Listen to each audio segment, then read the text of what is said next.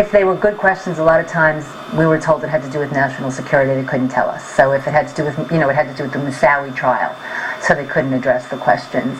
And to get the standard polito-speak from every one of these meetings was frustrating, and inevitably someone would start banging the table, someone would raise their voice.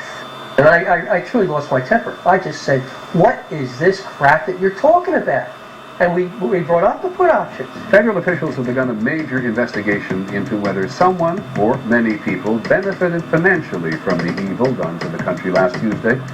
Not long before the attacks occurred, there were some financial transactions in the stock market that may indicate knowledge of the attack before it began. The week prior to 9/11, there were puts on the airlines.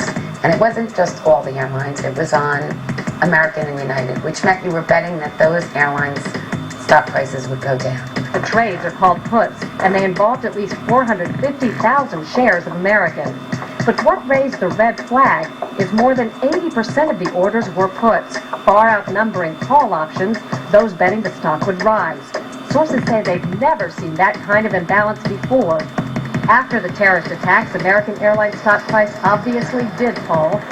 According to our sources, that translated into well over $5 million total profit for the person or persons who bet the stock would fall. One example, United Airlines. The Thursday before the attack, more than 2,000 contracts betting that the stock would go down were purchased, 90 times more in one day than in 3 weeks. When the markets reopened, United stock dropped. The price of the contracts soared, and someone may have made a lot of money fast. $180,000 turns into $2.4 million when that plane hits the World Trade Center. Altogether, at least 7 countries are dissecting suspicious trades that may have netted more than $100 million in profits. And there's much more, including an extraordinarily high number of bets against Morgan Stanley and Marsh & McLennan, 2 of the World Trade Center's biggest tenants.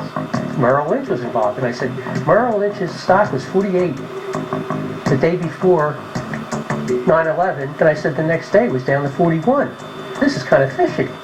I said, suddenly, you have these 2 major airlines, and their stock go down, they go down tremendously, and somebody's making lots of money off of 9/11. And the answer that we got was, we've investigated, and we find no unusual trading activity.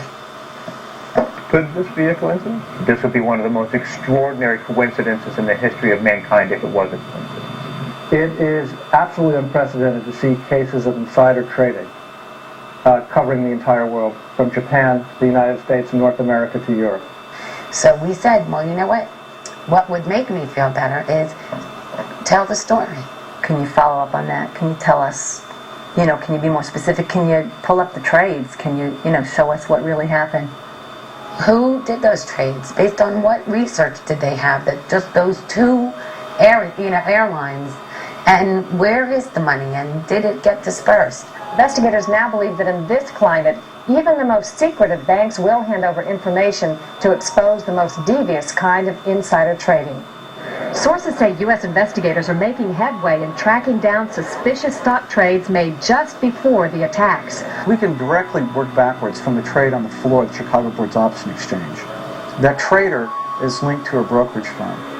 That brokerage firm received the order to buy that put option from either someone within their own brokerage firm speculating, or from one of their customers.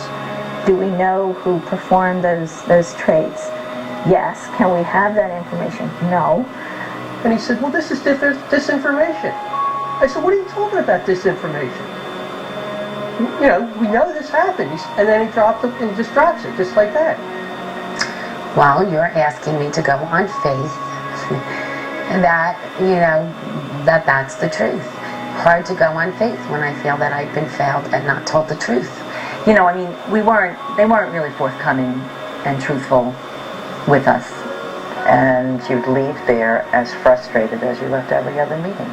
And, this was meeting after meeting, it didn't matter with who.